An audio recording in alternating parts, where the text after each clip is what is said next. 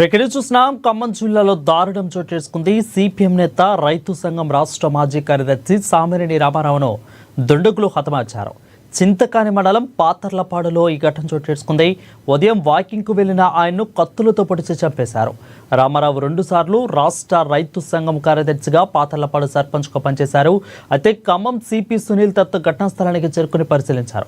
బాధిత కుటుంబ సభ్యులతో మాట్లాడారు. సిపిఎం రాష్ట్ర కమిటీ సభ్యులు పోతినేని సుదర్శన్, పొన్నం వెంకటేశ్వర్రావుతో పాటు పలువురు నేతలు రామారావు కుటుంబాన్ని పరామర్శించారు. ఇక మరోవైపు పాతర్లపాడులో పెద్ద ఎత్తున పోలీసులు బందోబస్తును ఏర్పాటు చేశారు. సామినేని రామారావు హత్యపై డిప్యూటీ సీఎం భట్టి దిగ్భ్రాంతం వ్యక్తం చేశారు. ఆయన కుటుంబానికి తన ప్రగాఢ సానుభూతిని తెలిపారు. రాష్ట్రంలో హింసా రాజకీయాలకు తావులేదని, దోషులను వెంటాడి వేటాడి చట్టపరంగా శిక్షిస్తామని భట్టి చెప్పారు.